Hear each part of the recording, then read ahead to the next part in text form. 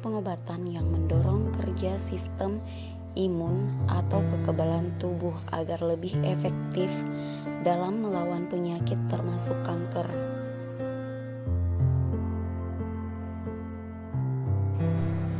Gudang terapi tradisional dalam pengobatan kanker, yaitu operasi.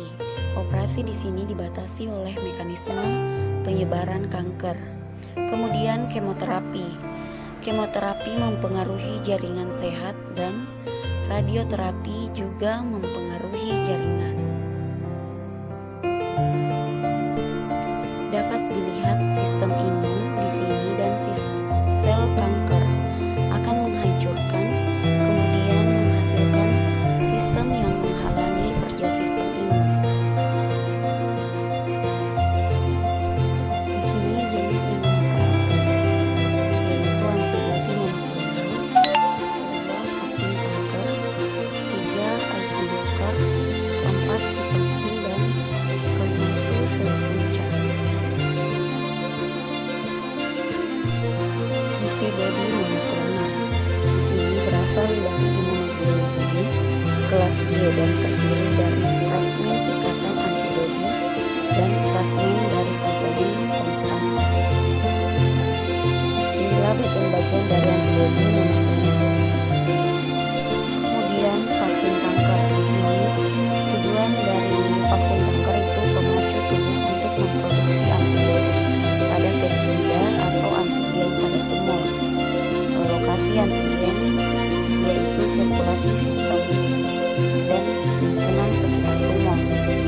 Di sini jenisnya yaitu berbasis umum dan berbasis tumor.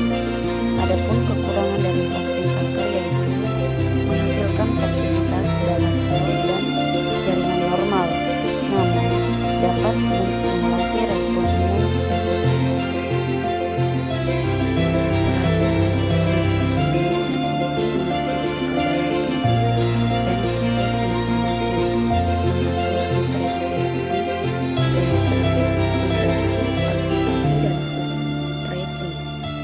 Diekspresikan oleh sel-sel sistem kekebalan tubuh berupa interferon, interleukin, limfokin, monokin, kemokin, dan faktor pertumbuhan, dan IgM dan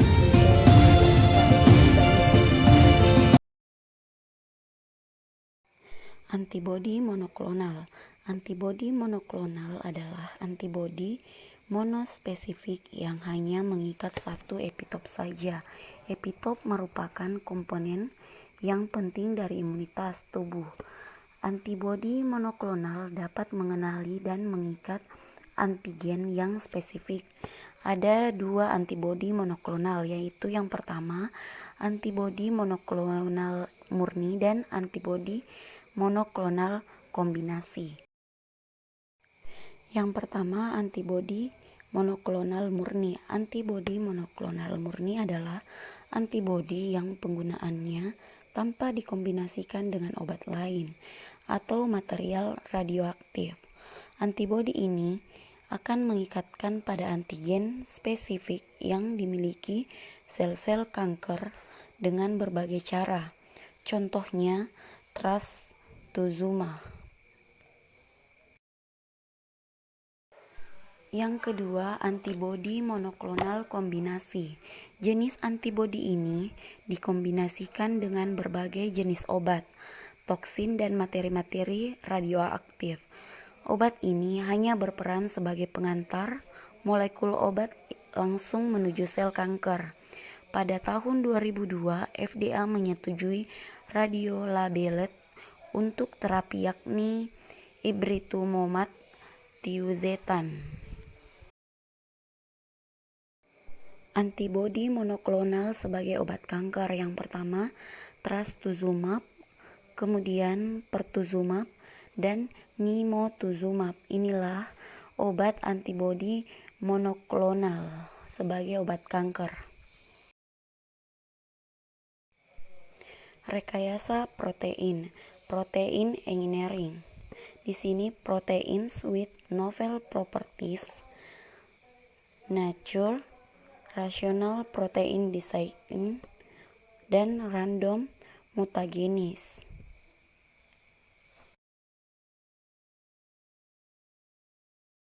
Adapun tujuan rekayasa protein, yang pertama itu mengembangkan protein untuk sesuatu yang berguna atau berharga di bidang industri, kesehatan, dan lain-lain, dengan membentuk produk baru dari suatu campuran protein.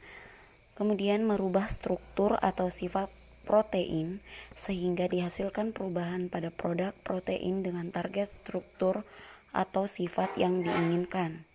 Kemudian merubah protein sehingga dapat diterjemahkan untuk memberikan informasi dan aplikasi lain. Kemudian menganalisa sifat protein yang ada untuk aplikasi produk lain. Kemudian meningkatkan kemampuan dan efisiensi penggunaan produk untuk suatu produk. Di sini tanaman transgenik. Tanaman transgenik adalah tanaman yang telah disisipi atau memiliki. Di sini ekspresi gen yaitu transkripsi dan translasi. Transkripsi yaitu proses atau tahapan replika DNA ke mRNA. Kemudian translasi, proses antara tahapan mRNA ke protein.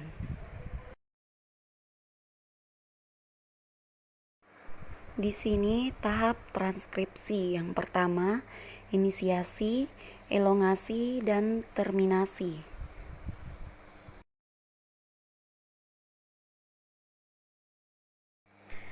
Tahap transkripsi yang pertama, inisiasi. RNA polimerase berperan dalam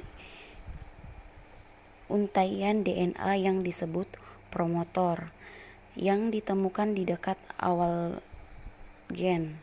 Setelah dikirim, RNA polimerase disiapkan oleh untai ganda DNA, menyediakan tempat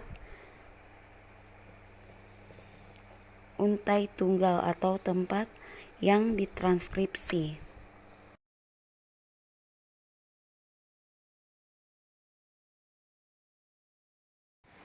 Tahap kedua yaitu elongasi. Di sini, setelah rantai ganda DNA terbuka, RNA polimerase kemudian menyusun untaian nukleotida RNA dari arah 5 ke 3 sesuai dengan pasangan basa nitrogennya sehingga terjadi pemanjangan RNA. Kemudian RNA akan membentuk pasangan basa adenin dengan urasil.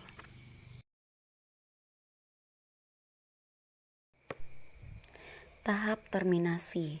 Di sini, terminasi terjadi pada daerah terminator.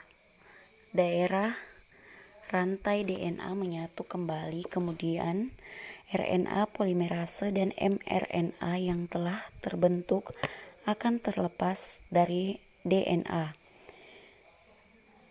Kemudian mRNA akan keluar dari inti sel melalui pori-pori nukleus dan masuk ke dalam sitosol.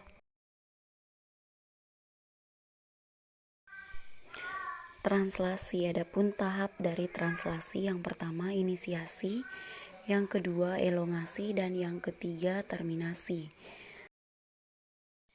Tahap inisiasi, di mana tahap inisiasi dimulai dengan terjadinya ikatan antara mRNA, tRNA, inisiator ribosom subunit kecil. Yang kedua, tahap elongasi atau pemanjangan. Kodon yang dibawa oleh mRNA akan diterjemahkan satu persatu menjadi asam amino. Asam amino berikutnya akan ditambahkan satu persatu dari asam amino pertama. Di sini, setelah itu masing-masing asam amino akan digabungkan oleh tRNA. Gabungan asam amino tersebut akan membentuk rantai polipeptida yang dikatalisasi oleh mRNA. Yang ketiga, terminasi atau tahap pengakhiran. Di sini proses translasi berakhir ketika salah satu kodon stop mRNA UU, UAA, UAG, dan UGA melekat pada ribosom.